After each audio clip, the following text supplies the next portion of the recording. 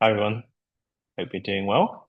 Uh, Welcome to the first in the series of what we're calling 0 to 1. So the aim of this is to be a weekly call. It's you know, semi-informal. It's not super formal in that sense, but we want to try to add some value. We want to make sure that we can connect our wide base of members closer together to find opportunities, be it just basic networking or finding solutions that you might be looking for at your various stages of your business journey. And then what we plan to do is either every week or every other week, depending a little bit on scheduling and everything like that, we'll have a guest featuring on this weekly series, and and they will hopefully be able to share some wisdom with you, something which can help, add to what you're doing as well. The way we're going to structure this is it will be maximum 1 hour, but maybe it depends. Maybe if it finishes up a bit earlier, that's not a problem as well. And what we want to do to kick off is just a little bit of a welcome. Guess what we're doing now? Then we'll move into to Alex, who's joining us, and we'll talk a little bit more about him in a moment. And then once he's finished his portion, then we'll have some open Q&A, and then the sort of final portion of the hour will be really just for anybody if they want to fire out any questions, other more general questions. They want to raise any challenges they have. They want to talk a little bit about their business as well, or projects that they're working on, or something that they might need help with. So again, this is very much like we want this to be community driven. We don't want it to just be one person talking for the whole hour. So please do interact, and feel free to ask questions. You can ask questions in the chat if you prefer, or you can click the raise hand button at the bottom on Zoom. And if you click the raise hand button, then we'll unmute you and you can ask your questions in there. So let's kick off with just a brief warm up, because it's always good to find out a little bit more about everybody who's on the call as well. So I suppose the first question for everyone in the chat is where are you based at the moment? Maybe you're working on the move, or maybe you're based in a certain location. I know a lot of our members are in Singapore, but you may be elsewhere as well. So if you just want to drop a quick note in the chat of where you're based right now, and it'd be good to see who we have.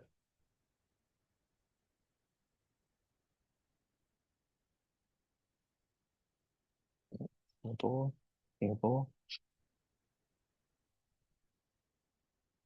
Singapore again. Yeah, well, Singapore makes sense, I guess. A lot of members are based there. Sri Lanka, very nice.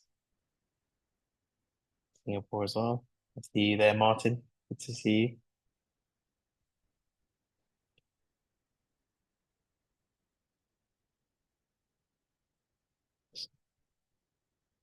Yeah, so mostly Singapore.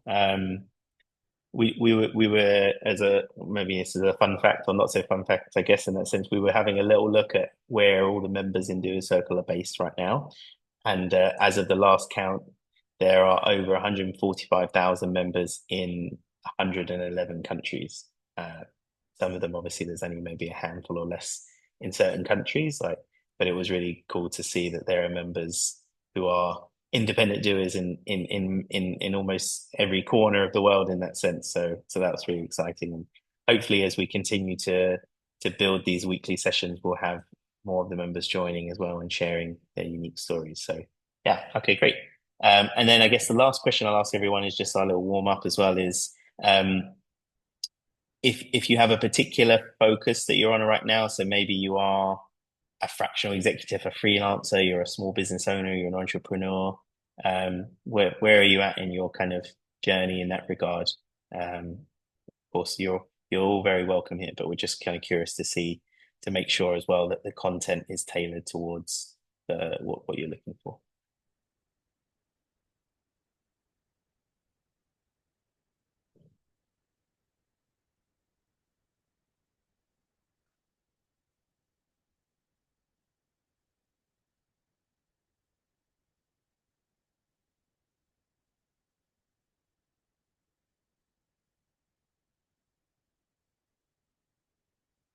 You typing? Hi, Marcella. UX design student. General Assembly. Oh, very good.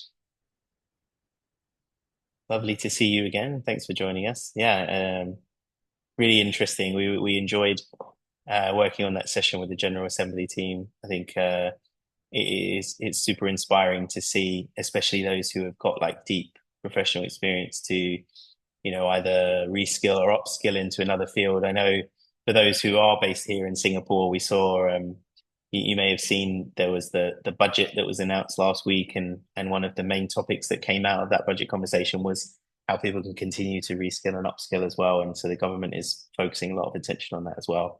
So it's really cool to see initiatives that General Assembly and the like are doing as well. So yeah, thanks for joining us, Marcella. Anyone else? What are we focused on right now? Oh, I know obviously I know Martin, I see you in the chat. I know you're building an exciting business right now. Well, multiple businesses actually, but yeah, everyone else on the call, what are we focused on at the moment?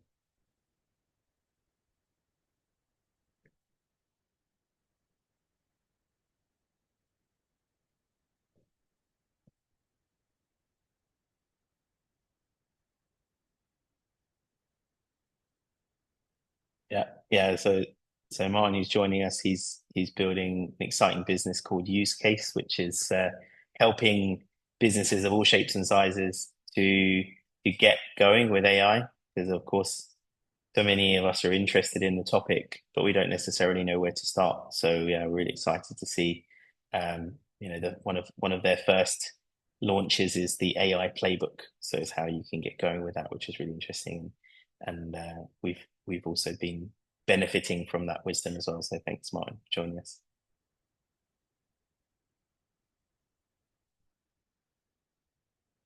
What about you, CJ, Danny, Emily? What's been the focus area at the moment?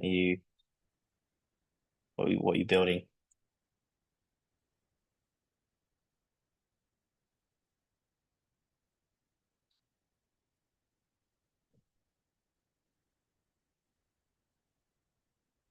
Coordinator. Very good.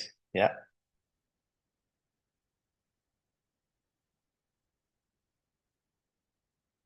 Emily, I see the last bit of your message maybe got cut off there. Melinda, manager partnerships, great. Web design, very good. Oh, okay. No worries, Emily. Yeah, great. Yeah, web design, UX. So we've got a few.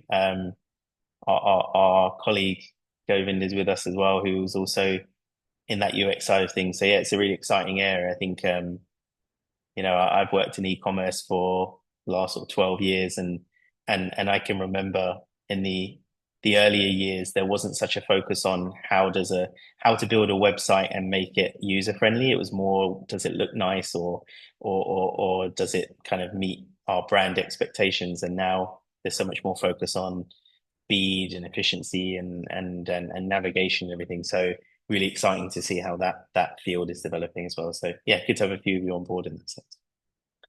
Okay, so a bit of a warm up. So we've got a few people in different parts of the world and different industries, which is exciting. So what we'll do now is we're going to hand you over to Alex, who is the founder of Webdorks, a business which helps individuals, businesses, both large and small, to either create a website, a whole interface there to really get going online.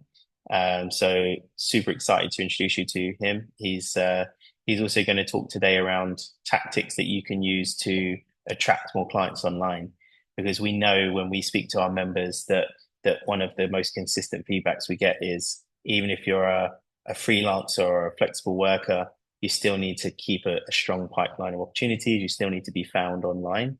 And with so many now, now AI is a good example starting to take the share of eyeballs away from maybe the big search engines like your Googles and things like that.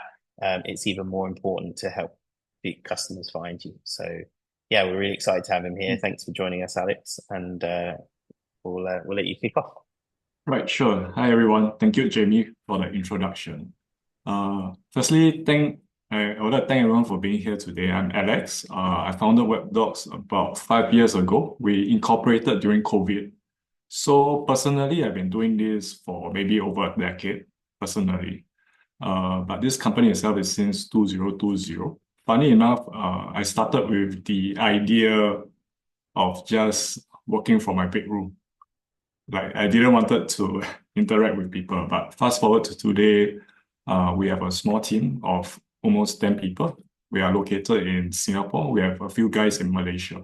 So I'm definitely excited. I mean, it's a small sharing session today. I'm excited that Doerscircle is doing this kickoff for the first 2025. So I would love to join more events going forward this year. I guess I'm the first to kick off. So I hope that we can get inspired, vice versa. We do some sharing later and see whether there are opportunities for each of us later on when we connect with each other. So for today, I will just share some insights, like just 4 points. I think there was this EDM that was shared previously, just four key insights very quickly. How we as freelancers or maybe small businesses could possibly harness some online presence and ideally convert them to leads. So the first one I would like to share is that the very first point is that the first impression happens not just online, but it happens even before they meet you. So what do I mean by this is that I believe each and every one of us here has some form of online presence. Let's say it could be websites, it could be Instagram, TikTok, and LinkedIn. Could be other places like you are active on Reddit, etc. So these are actually our digital footprint, I would say. And sometimes prospect that could be talking to you could have searched you up before they even meet you. So based on my personal experience, they actually do look us up before they even talk to me. They will look for me based on personal experience they have shared when I ask them, like, hey, where do you happen to find us? He said, actually, I found you on Google search. And then I went to look at your LinkedIn. I went to search about you before I even drop you a message. So this first impression that I would like to highlight is that if you do not have that first impression, they might not even find you. They might not even want to drop you the message. So usually, this is based on personal experience. So usually, I would say to people who are just starting out or are freelancing, does your digital presence actually reflect who you are and what you offer? So that's the key point that for the first part, first impression happens online. It can happen offline as well. But mainly online, we have to do a sanity check, a quick check, like when you search for your business or your name, does it really reflect who you are? So that's the first point I would like to share. The second point is about power of positioning. If someone lands on your website, can they tell exactly what you do in 5 seconds? Because many of our prospects, when they land on our site, is very clear. They are very clear on what we do. They don't get confused. Like they know specifically we build websites. It's very clear. So that's the message I want to bring across for this second portion is that the power of positioning and messaging. So I'll share a personal experience again. I once worked for a small business. They wanted to do everything from website graphics, apps, hardware, software, everything. So the problem was that when someone asked me specifically what we specialize in, I was a BD person then, business development. I couldn't exactly explain to the prospect what we specialize in. I basically told him that what he wants we can do. And then this doesn't give us a very strong use case in that sense. And obviously the prospect fell. So I had a very hard time making the pitch. So why I want to share this point is that ideally, the action step for everyone here, I mean, for people who haven't figured this out, is that we should create a strong one-liner that describes our business in a powerful way. So this is what I always do during my elevator pitch or a quick coffee session, a quick handshake. I'll just tell them I build websites. It's as simple as that. So that's the second point that I would like to share. So the third point is about content. So content, people usually work with, based on my understanding when I talk to clients or prospects, is that they usually work with people they trust and respect to a certain degree. So for my use case, I usually share our projects because it shows that we have done this. I will direct them to our Google review. We have full 5-star reviews. So honestly, I'm not someone who naturally likes to put myself out there. So, but then for this year, I've been joining a lot of networks, a lot of events, and doing a bit of showcase. So for myself, uh, we are doing a PayPal talk later in March. We are joining Doerscircle. We are joining this, joining that. So these are all content materials for business per se, or personally as a freelancer, you have that positioning. So that's what I would like to share. For myself, I don't really post much on social media. I don't, ironically, I don't even share much on my own personal social media. But on my company's website, we have this monthly routine of posting blogs because I did talk to SEO guys before, those specialists. They are very hard on page SEO, whereby you keep creating weekly content. So this content actually help us as freelancer or businesses to be searched, to be found. So just a couple of weeks ago, TopTa, the freelance platform like Upwork, they did reach out to us because of a blog post we had, and they wanted to do some collaboration and stuff. So I'm just sharing my personal experience on this. Content matters. So ideally, we can just start posting content. For us, we just post whatever we can find. We just keep posting. Yeah. So first point, first impression happens. So ideally, we strike a good first impression. Second point is about positioning. Third point is about content. And I'll just talk quickly on the last point is that ideally for us, I believe many attendees here, many of us here are doing freelancing, business and stuff. So sales is very important. So ideally, for the fourth point is that we get leads 24/7. We will want leads 24/7. Who doesn't want leads 24/7? So I mean, going back to the third point is that we have to build the case studies, the authority whereby we have done certain projects. So for myself, we have done that, the third point. So when we run marketing strategies like Google Ads or events externally, when they come to our website, we have a contact form and it funnels. It's automatic in that sense, partially automated. It filters off the prospects whereby I would know specifically what they want and I could identify who is qualified, who is unqualified. So this form of automation, I believe many of us here needs to figure it out or has already figured it out, and it can help us build a better pipeline, which what Doerscircle has shared earlier. Ideally, all of us here wants to build a stronger pipeline. So when I did this, it is over a period of time. It's not immediate. We keep fine-tuning our, let's say, our contact form, our marketing strategies, and it has helped to filter work 24/7. So yeah, okay, maybe not. I need to sleep. I'm very tired.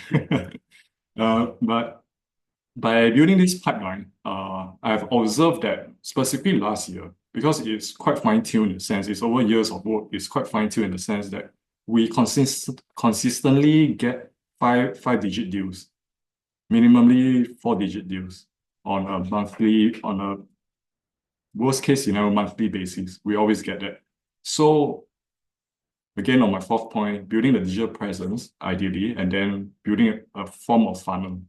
Yeah. So my action step for this fourth point is obviously find ways to automate our funneling in that sense, our marketing, our lead funnel. So those are some points that I would like to share in this session, 4 quick points. I will just summarize it. First point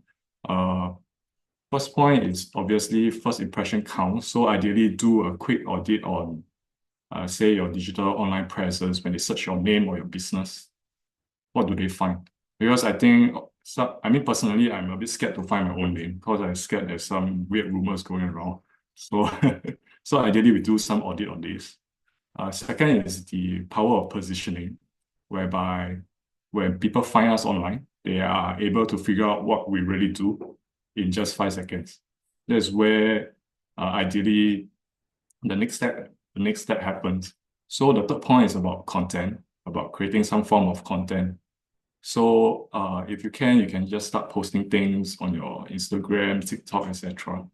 And somehow or rather, somebody randomly will find you from the opposite end of the globe. And the fourth point is try to automate the funneling you guys have, whether it is through the website itself or through social media, etc. So just sharing, yeah, these are the 4 points that I would like to just cover quickly. Brilliant.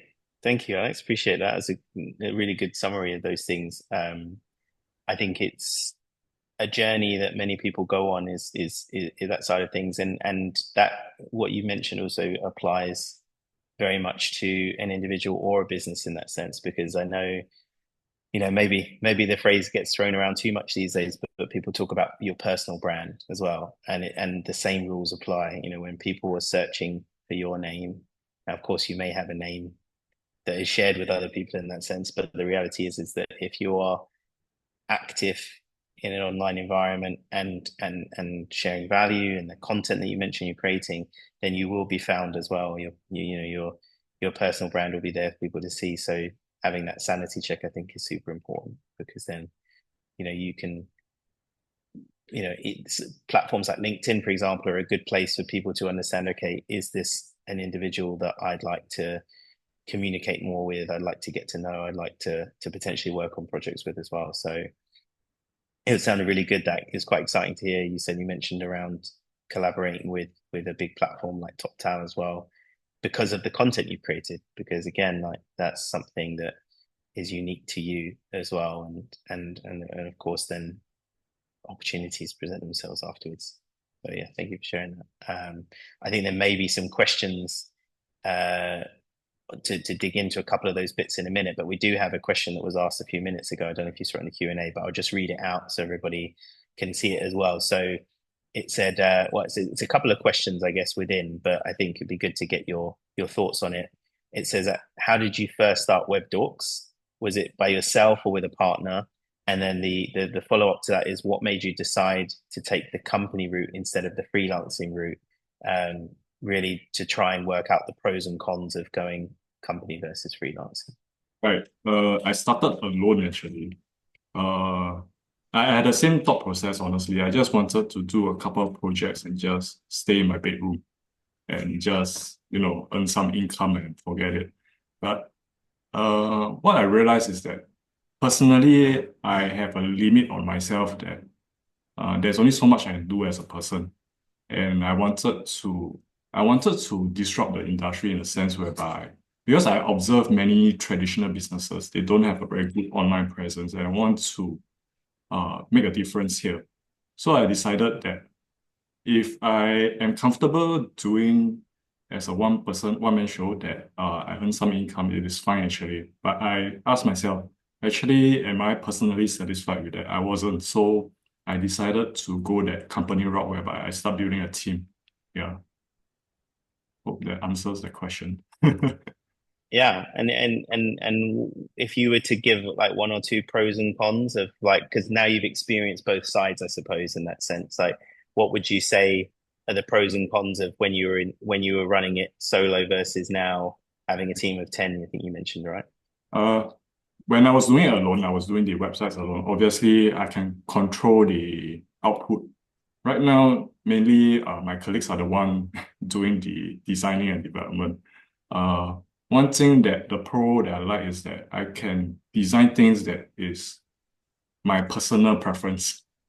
And the other thing is that I don't need to answer to anyone. Now I have a team, I need to answer to them monthly in the sense whether it is payroll, whether it is we have enough projects to feed everyone and stuff like that. So the I would say the stress level is different.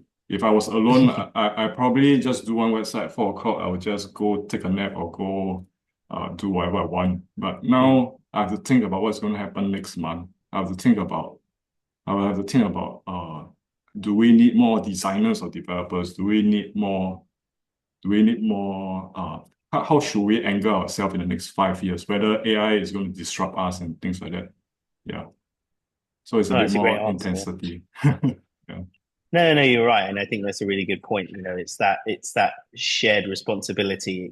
It has a lot of pros because all of a sudden now you have new ideas and expertise and things, but it also presents itself with another challenge of balancing that versus what you also want to do as an individual. So I think yeah, that's good. So thank you for that. I appreciate your answer to that. We have a couple of other questions in the chat.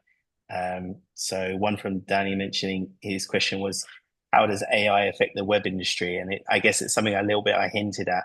Um, maybe just I'll add just before you do jump in as well, because I know I think it was ChatGPT just recently did ChatGPT search, which enables people to do an alternative to, say, a Google search.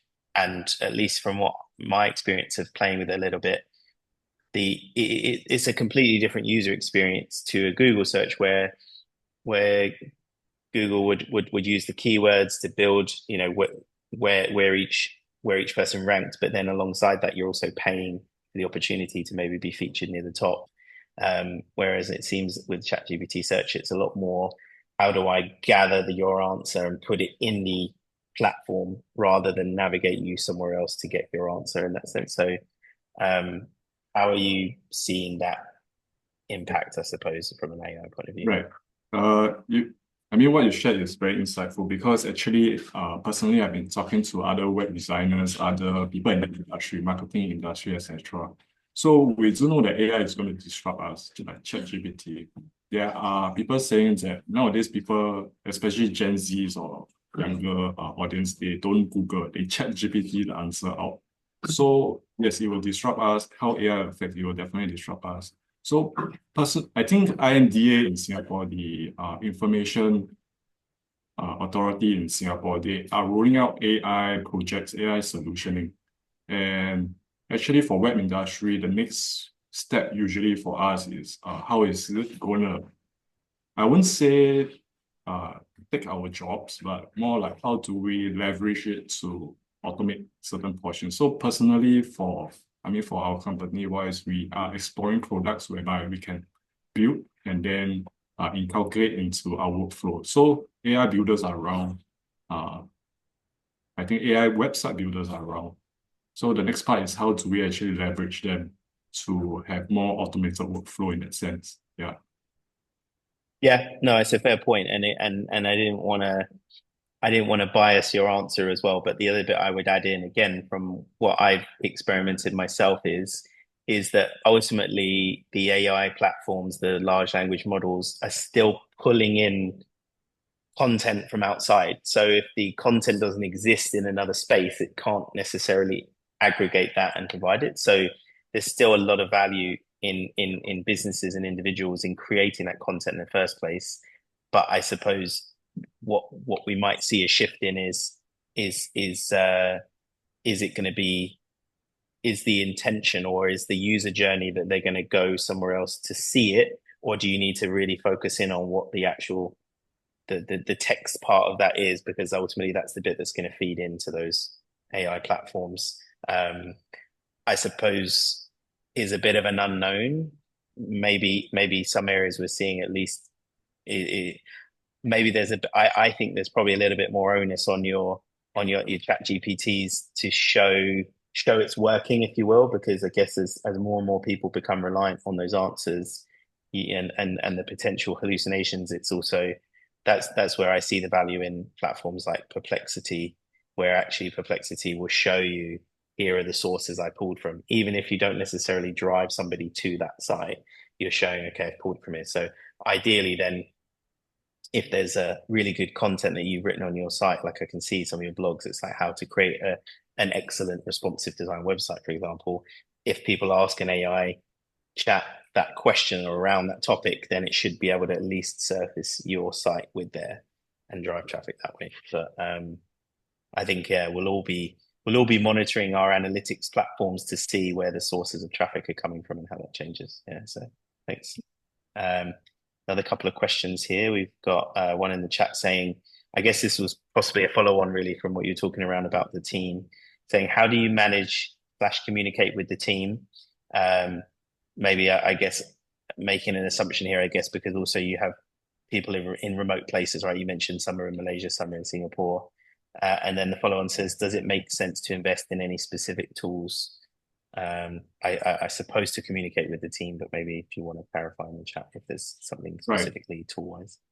I guess for the first point, I built workflows. So ideally, the workflows are followed because it's partially automated in that sense. So that's how the team itself knows what is the next step.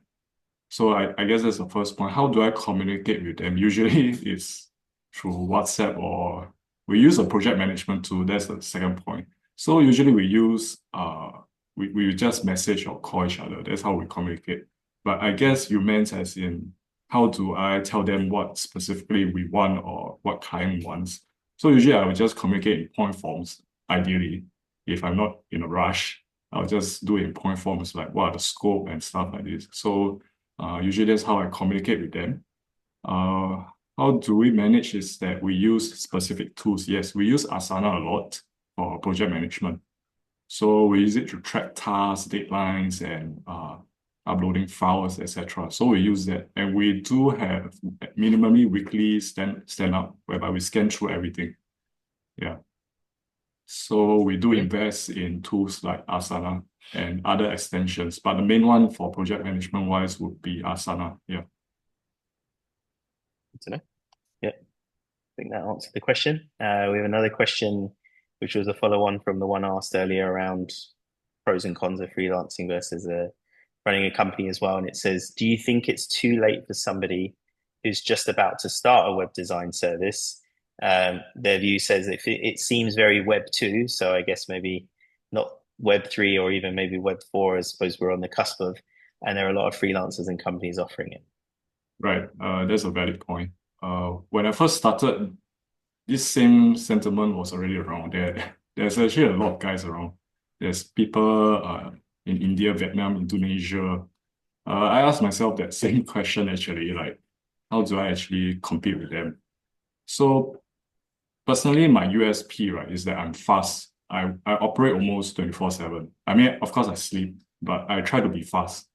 That's my that's my edge against many competitors because prospects that on board with us usually say that they like talking to me because I'm fast. So Mm. I think ideally this question is that what is your USP? Is it that you specialize in certain industry and then the work that you do is very uniquely yours? Because design wise, that honestly speaking, there's a lot of libraries around and stuff like that. So I guess it is more of figuring out our USP per se. What's your USP? Yeah, that's a brilliant answer, to be honest. And I think you're right. I think the entrepreneurial journey is sometimes, can I take something which exists and make it faster, cheaper, better? It's not always about coming up with a brand new idea. It's, can I do something better? Can I do something different? So I think that's a really good answer, and hopefully that helps anybody really on the call who's thinking, okay, how can I start something or pivot into something? Really have a look and and if sometimes it can feel daunting to do that because you feel, okay, I'm worried that I'm gonna be overrun by competition. But the best thing you can do is to test it out, maybe in a smaller group. You can always bounce ideas off friends and family as well to see. Um, but starting something, I think, is key. I guess that's kind of one of our mantras, which is about doing, rather than thinking. Don't overthink it. It's best to try it, and you'll know soon enough. I have a question, Alex. You spoke about the USP, the speed. Have you also thought about the target market when you do this from Singapore? And you said you have Malaysia developers as well. I guess cost is a factor. As you said, there are other locations that could offer services at more effective prices as well. So, how have you thought about your target market? Which markets do you kind of geographically target? And also, are there any verticals that you can play better? Is it retail? Is it tech? Is it FMCG? I'm just thinking in terms of web development, what verticals are more kind of practical for you considering these factors? Right, there's actually a very good question because this comes down to our mission and vision. Because I have thought about this, like what do we really want to achieve? So at the end of the day, we want to be the top as Southeast Asia agency. So in order to do that, what I ask myself, like, what is our specific verticals? So obviously our low-hanging fruits are quick websites, like landing pages. So those are our low-hanging fruits. That's how we segregated in terms of services wise, and then we go up from there. So all these are actually we put it out in our website. We are very specific. When prospects come to us, they know, oh, okay, we are in this tier. We want this in this tier. And then, I mean, that's for business vertical and the direction we want to go. Yeah. Does that answer your question? Or did I miss something out? I think it does. Maybe a little bit more on the geographies, Oh, Alex. geography, Just yes. yeah, is it the Singapore market that is more attracting towards your services, or is it Indonesia, Philippines as No. well? Okay, mainly right now, a lot of Singapore companies, obviously, because we are Singapore-based, but we do have requests from Indonesia as well, even though they have cheaper designers there. We do have requests from India company, a listed company in India, even though they have designers and developers there also. So that's why my USP is very obvious, whereby because I liaise directly with the India client in terms of communication, I respond immediately over messages, SMS, over weekends as well. So that's what he liked about us when he compared us to other people. So I guess it comes down to our positioning. We usually get this kind of prospects or clients per se because of this positioning we have. Yeah. Thanks, Alex. We have another question. So CJ says, for a new business setup, what is the estimated starting capital required to establish the company, considering the need to build an online presence, improve search engine optimization, and implement digital marketing strategies? So again, this is quite a subjective one, and it will be down to your own experience. But I suppose from your point of view, was it a lot of initial investment, did you find, or was it more when once you had the team coming on board? I agree with you is that it depends on the type of business you are doing. I know people who does manufacturing, they invest millions to start up. For us, we are service based. We won't need that high of a capital per se. Yeah. So personally, I started with all my savings, which is probably a few thousands or low five digits. I can't recall. So I burned through that savings for marketing, for initial subscriptions to hosting, etc. So that was the gamble I was taking. So for initial startup, I guess for service wise, it's easier in that sense. Yeah, because the resource is myself. No, it's a fair point. If you're not having to buy a lot of equipment or warehouse space or logistics and things like that, then of course those things can all add a lot more cost on in that sense. But I liked your answer as well because I think again it sort of shows the difference between an entrepreneur as somebody who's willing to take those risks, even if there's a calculated risk to it, but you're willing to put yourself in a position where it could lead to failure, but you would certainly be able to learn from that and tweak as you go. But yeah, I think from our point of view, again, just looking at it from how the conversations we have with members, setting up a business in Singapore is probably one of the easier parts of the world. There is an encouragement from the local government for new business. There's support there. Certain businesses get tax benefits, for example, that you might not get in other markets in the world. So it's certainly a good place to set up. And then I think something like search engine optimization, for example, that's a long journey to go on, in that you have to be consistent and develop good content. And I think what you use a good quality service like what Alex is offering because you want a good structured website, because then the search engines, the Googles of the world, will then be able to say, okay, this website scores well in the industry that it's in, and that will really help as well in that sense. So it's maybe a higher initial investment, but that will pay off over time.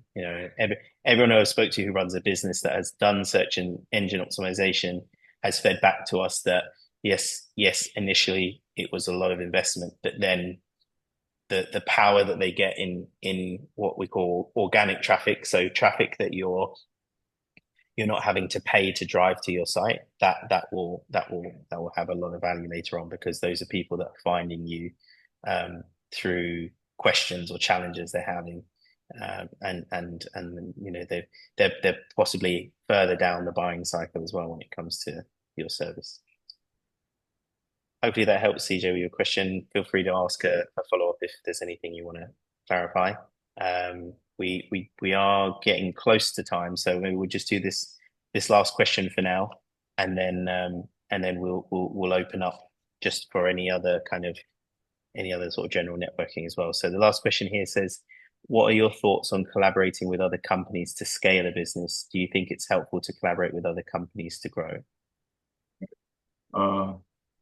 I do collaborate a lot, especially in the marketing space. I do collaborate in a sense with platforms like Doerscircle, whereby we try to be out there in that sense. So personally, it is helpful to collaborate, but it depends on who and which company as well. So usually I collaborate with, I would say for us, we have to identify what's our top funnel and bottom funnel, because I know that branding companies, they usually cover the whole spectrum of a project whereby they do creatives, branding, PR, etc., marketing also. So they tend to subcontract the website part to us. So those are my top of funnel kind of collaborators. And then my bottom funnel is usually like copywriters, translators, IT security companies. So I do include them to value add to our client base as well.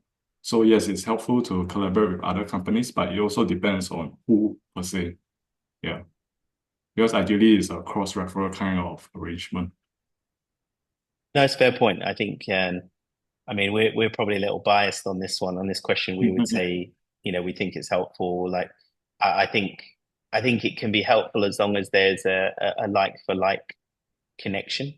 Yes. I think I've probably seen some examples in previous roles in different industries where maybe two businesses come together and they're maybe just too distant in what they're trying to achieve, or maybe one is a very, very experienced or established big corporate company and one is just getting started, and therefore one can go much faster than the other, or has a different expectation on the bottom line. So I think as long as you can find a like for like fit, connect, go and network as well. Certainly if you're it's the same thing. We in fact we see it, some of our partners that we work with, that even though they have a core service offering, but when they need to, they might also engage other companies to deliver a project. And sometimes you can have that power in numbers, or by offering your customer an option which is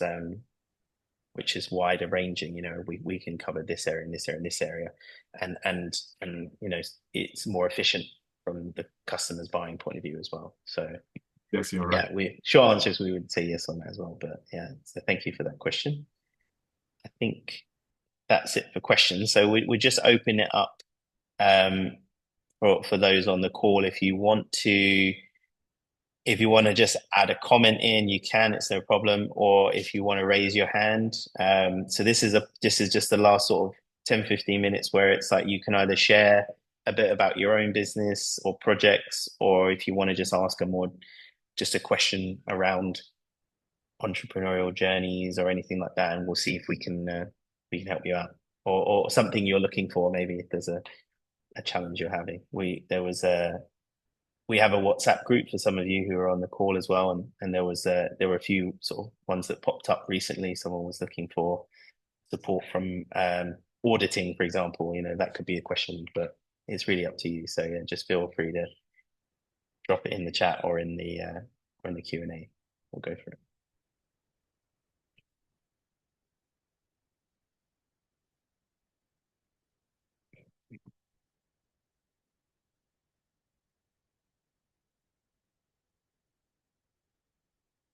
Nobody yet. Yeah, if you want to just introduce your business, that's also fine. The group. Yeah, we'd love that as well. Yeah.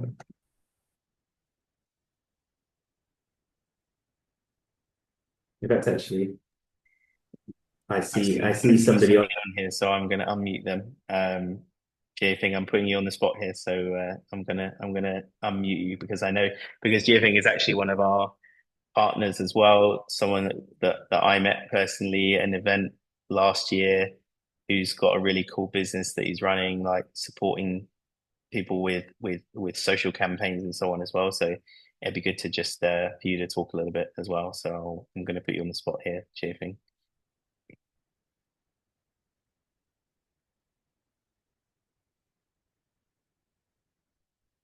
Unless he's unless he had it on mute and has wandered off. But yeah, it'd be good if you could just tell us for like a minute or half a minute or whatever what you're working on at the moment, Jiafeng. Oh, we do have a question that's come in actually.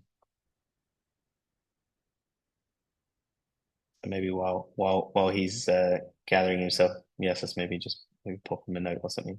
So the question says, as a freelancer starting up, what should I be cautious about while starting up? So maybe Alex would just send this to you first because I guess you were somewhat freelance, I guess, when you were first getting going. So from your point of view, what were you or I suppose being able to look back now with that experience, like what would you say to somebody else to be cautious about while they're getting started? That's a good question. I never thought about it. I think the first thing is obviously try to get the deposit first. Yeah. Because if not, you'll be working on it for free. Then going forward, yeah, I mean, if going forward, because if you do have an entity, it's usually B2B, its credit terms are quite a norm. We usually wait for payments for one to 2 months sometimes. But ideally is to try, the very first thing is obviously try to get a deposit first. Yeah. I think that's the main thing I can think of, which is very glaring. If not, you won't have your lunch. You won't have your coffee or lunch tomorrow. Yeah. Yeah, you're right. So it's about protecting the value that you have and making sure that you are, that you're respecting and that the client respects your time as well, and that what you're offering to them is a lot of expertise. And sometimes businesses just see it as, okay, this is a cost saving opportunity, but the reality is that they're getting access to people's experience and maybe you're using specialist tools as well. I've seen it happen with freelancers that have access to certain tools that the other company wouldn't have as well. So all of those things carry costs and time carries costs. So yeah, I think you're right about getting that up front. Something that we also promote to members to make sure that, that you're charging a fair rate. And it can be quite difficult. Actually, this topic came up in the General Assembly conversation we had last week, which is like, how do I know what to charge, for example? And that is a difficult question to just answer outright. But at least some places you can start from is assessing what's out there at the moment in the marketplace, like what are the kind of going rates for similar types of services. Some people will look at maybe the sort of amount that they commanded in remuneration when they worked for a company, and then trying to break that down into maybe an hourly or monthly or project-based thing. Sometimes it will just come down to what is the ultimate value, what is it you're delivering. If you're confident that your project or your expertise can deliver, say, $500,000 in value to a business, then you can work out what a fair cost would be of that as your remuneration as well. So I think those are all different things, and the key there is to make sure that you factor in your overheads as well as a freelancer. You have to think about yourself a little bit as a business of one, and what every business has to look at its profit and loss and see, okay, what are my costs and my overheads as well as what is my income. So I would say that as well, to be cautious of that starting up and make sure that you don't go too far without factoring that in. Hopefully that helps with your question. Now is an Uh, okay life, but oh, Hello. Jay Feng is here. Here he is. Hi.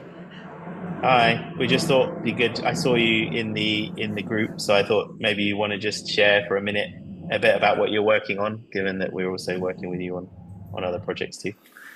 Oh yes. Hi guys. Hi everyone in the meeting. So my name is Jia Feng. I'm from Snaptrend Digital. So we provide social media marketing services to you guys, and we are working with Doerscircle and providing you with the cheapest prices available.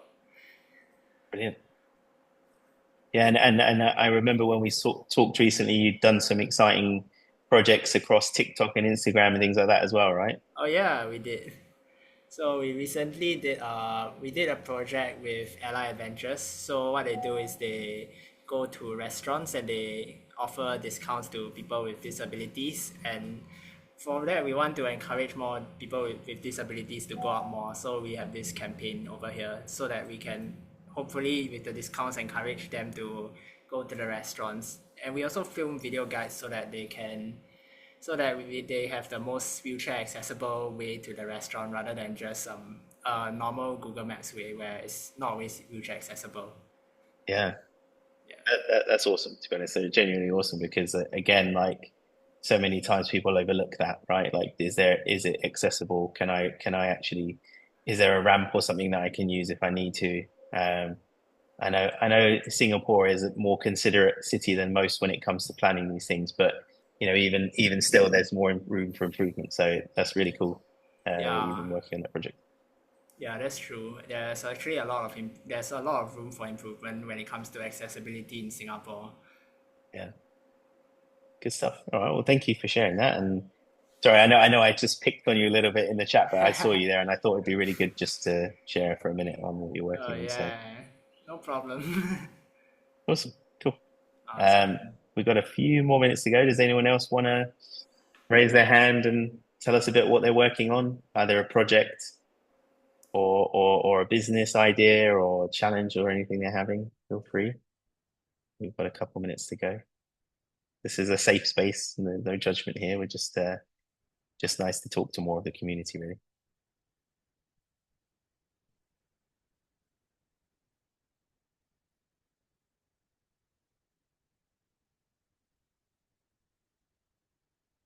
Nobody? No problem. That's okay. Well, I suppose just to wrap up then, before we hit the hour mark, really appreciate everyone joining, and especially big thanks to Alex for sharing his insights on this as well. We'll share a few of the notes around with everybody as well afterwards for your own, review and everything like that.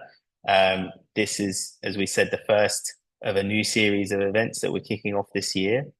The plan is to do these events every week, and then what we'll confirm, we have another session already lined up for next week as well, which we'll share with you this week on the topic as well. Maybe Yassas can mention that in a moment. And we're really keen to get your feedback as well. So if there's a particular challenge you're having or a particular topic that you're interested in, I know, some of the questions around AI, for example, or how to start a business or things to be aware of as a freelancer. Like, if those are topics that you'd like to do a deeper session on, then we can certainly plan those. We want to make sure that we have this space every week just for, as we said, to get everybody together talking. So feel free also to invite those in your network as well that you think might be interested to join. As I said, like, we're really excited to hear more from all of those because everybody's on a separate journey, which is really good. So last thing we'll just mention just before this tells you a bit about the event is in case this is the first time you've interacted with Doerscircle. So we are a platform. We're a Singapore company.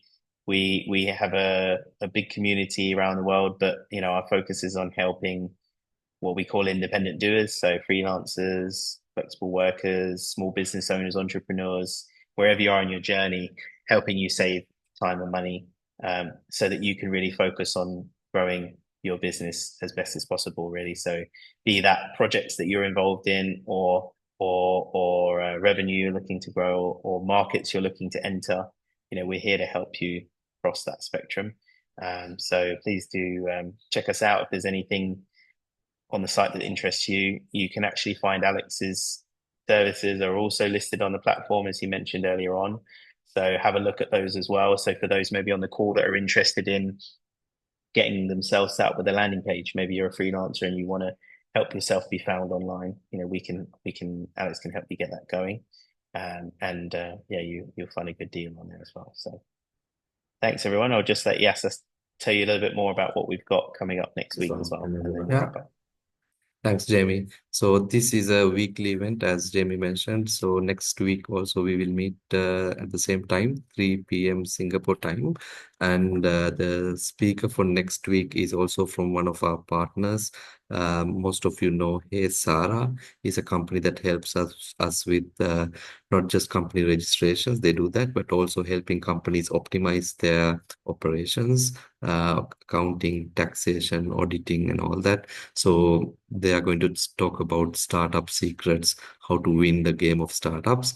And we will have their founder, CEO, speaking next week at 3 p.m. SGT. So that's from the Hey Sarah, one of our partners. So we will send out invitations in the coming days, but we hope to see all of you next week as well. Obviously, this will snowball. Other people will also join, but this group hopefully will continue to join with us every week if you have time. Great. Thanks, everyone. Have a great rest of the week, and we look forward to seeing you again next week. There's one more question. Oh, okay, I just saw that. If I'm interested in connecting with the Doerscircle team, so I'll put in the chat. You can just you can pop us a note either at is it hello, or actually no, you can. I'll just put our Yasas and I's email in there. So please feel free to send us an email. There we go.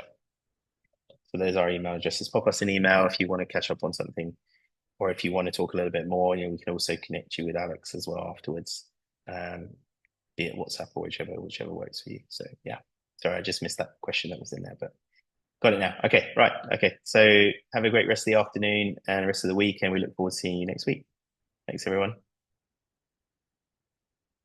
Thank you.